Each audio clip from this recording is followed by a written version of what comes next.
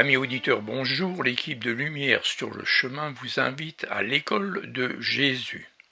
À la fin de l'émission, nous vous indiquerons un choix de publication disponible sur notre site internet www.mediachrist.net.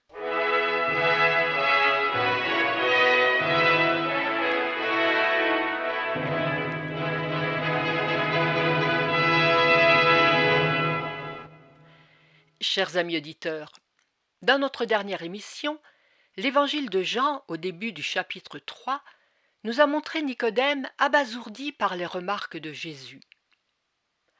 Le pharisien a maintenant bien compris que sa vie passée ne lui comptera pas comme autant de bons points pour gagner le paradis. Mais il ne voit pas comment s'en sortir. Jésus va lui donner la réponse à l'énigme en précisant « En vérité, je te le dis, si un homme ne naît d'eau et d'esprit, il ne peut entrer dans le royaume de Dieu. » Curieux ? Mais non, ce qui est né de la chair est chair et n'engendre donc que la chair et la mort.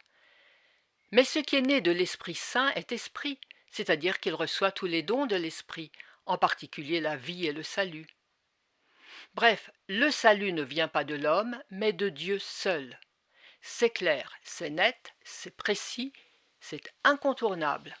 On peut se demander pourquoi Jésus introduit ici, d'un seul coup, le baptême. Sans doute pour deux raisons. D'abord parce que les pharisiens avaient méprisé le baptême de Jean, baptême de repentance pour le pardon des péchés. Les pharisiens se croyaient trop purs et trop dignes pour y voir un recours nécessaire pour obtenir le salut. Ensuite, le baptême est le signe très étonnant du pouvoir d'un peu d'eau lié à la promesse.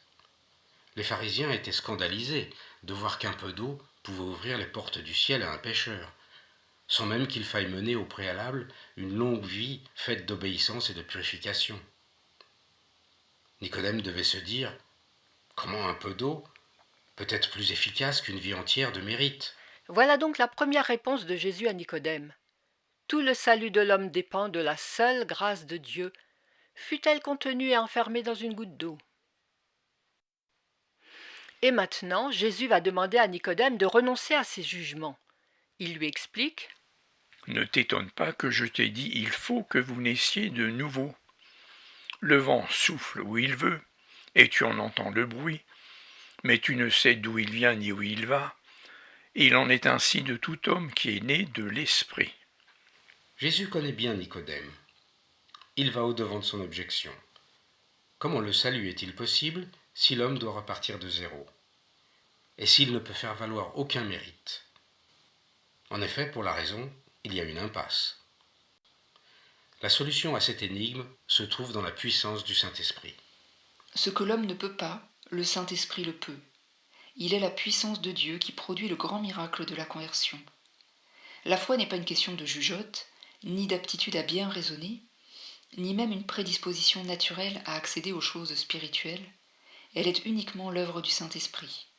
La tentation est forte de vouloir faire dépendre la conversion d'une disposition naturelle, comme si Abel avait été naturellement mieux disposé que Caïn, ou comme si le brigand repentant au calvaire de Golgotha avait naturellement un penchant favorable en faveur de Jésus, plus que l'autre, l'impénitent.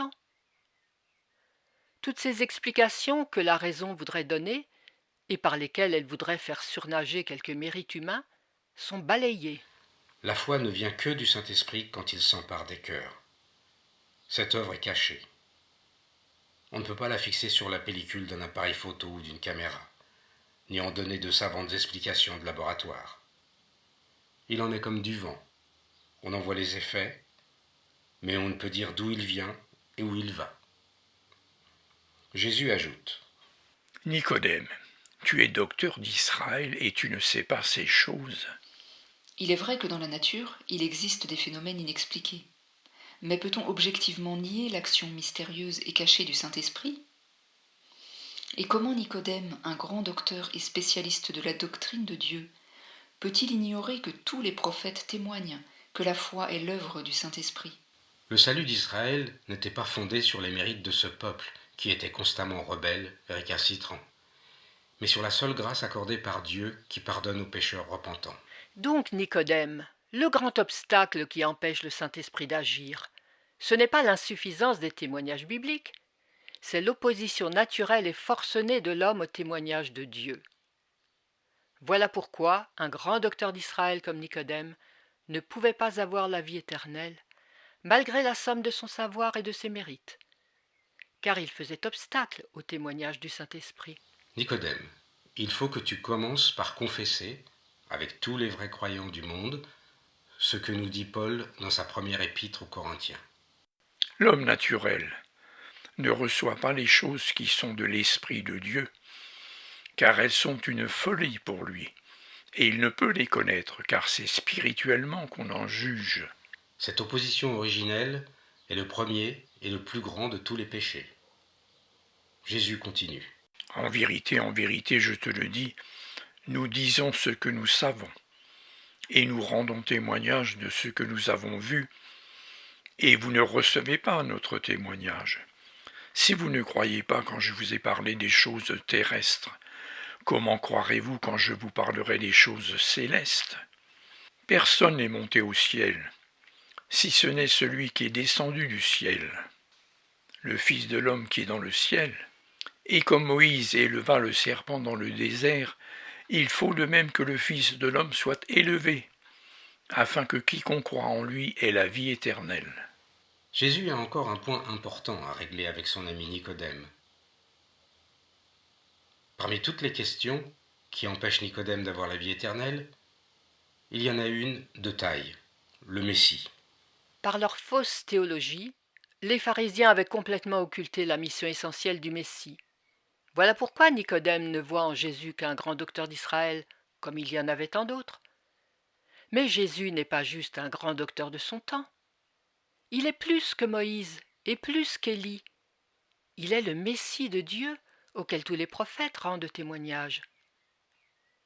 Il n'y a pas de vraie foi chez ceux qui ne font de Jésus qu'un grand prophète, un grand penseur, un grand bienfaiteur, un grand marabout ou un grand sage. Jésus est Dieu, venu dans la chair des hommes pour payer la rançon des méchancetés du monde. Quiconque croit en lui ne périra pas. Il aura immédiatement la vie éternelle. Pour illustrer cela, Jésus va se servir d'un récit que Nicodème connaissait bien, celui du serpent d'airain que Moïse avait cloué sur un grand mât. On le voyait de loin. Il suffisait de le regarder pour échapper à la mort provoquée par la morsure des serpents dans le désert. Dieu avait épargné la vie d'un peuple rebelle grâce à un simple serpent d'airain cloué sur le bois. Alors vous pensez bien que le Fils de Dieu, cloué sur le bois maudit de la croix, a la puissance de procurer le pardon, la justice et la vie à tous ceux qui souffrent de la morsure mortelle du péché. Voilà donc exposé avec clarté et rigueur la solution à la question de Nicodème. Comment l'homme accède-t-il à la vie éternelle ? Remarquez combien elle est simple cette réponse et combien il est facile de recevoir sa place pour le paradis. Chers amis auditeurs, aujourd'hui, en plein XXIe siècle, cette leçon donnée par Jésus à Nicodème est aussi une leçon pour nous. Parce que nous aussi, nous avons tendance à oublier si facilement le drame du péché et de notre misère spirituelle. Nous sommes si vite portés à penser qu'après tout, nos bonnes œuvres doivent nous attirer la grâce de Dieu et nous le rendre favorable. Et nous sommes tentés de réduire à une broutille le sang versé par Jésus pour nous sauver. J'espère que vous qui nous écoutez aujourd'hui, vous êtes au clair sur la question capitale du salut. Vous savez vous aussi répondre à Nicodème. Toutes les pages de la Bible sont utiles pour nous enseigner, et nous en avons toujours un grand besoin. Alors, résumons la belle leçon de Jésus pour en garder les points forts.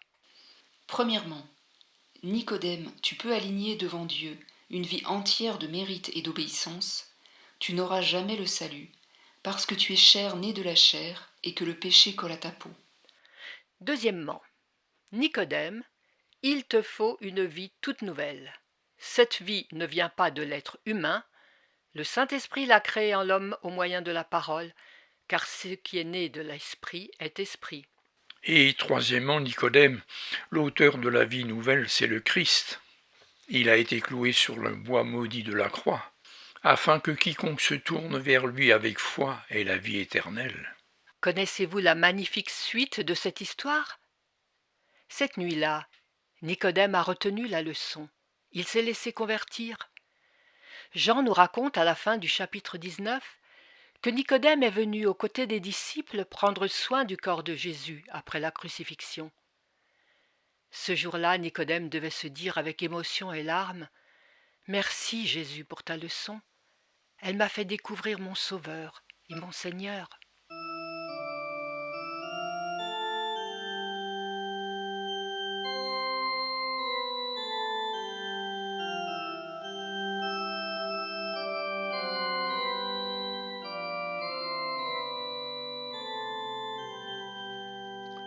Chers amis, restez à l'écoute. Dans un instant, notre moment de prière, puis l'offre de nos publications.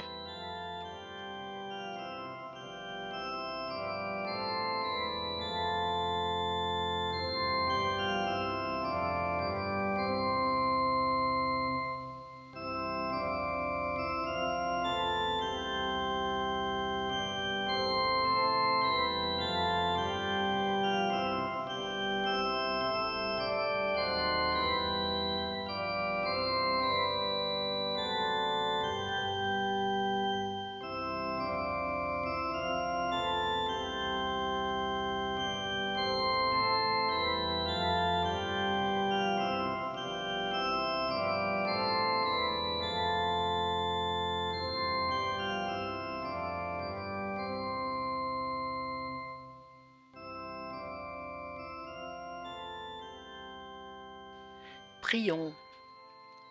Seigneur notre Dieu, tu proposes à tous les hommes un salut facile à obtenir.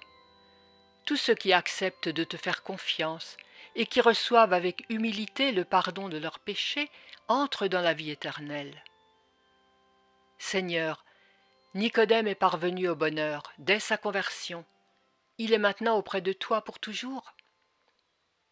Seigneur, nous souhaitons ce même bonheur à tous ceux qui écoutent avec confiance ta parole de vérité.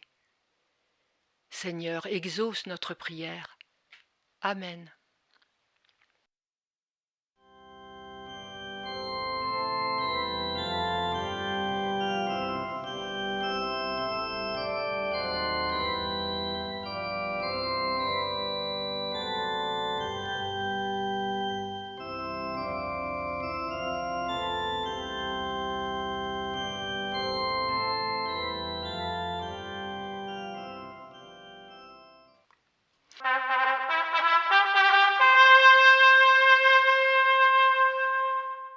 Bon, à partir d'aujourd'hui, c'est décidé, je n'écoute plus les infos à la télé, ni d'ailleurs à la radio. Ben, pourquoi?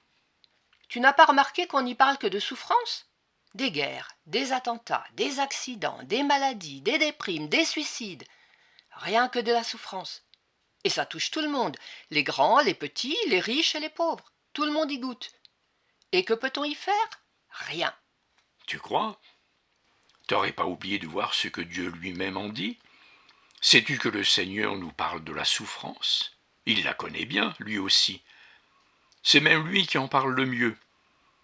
C'est lui surtout qui sait l'adoucir et nous aider à la surmonter.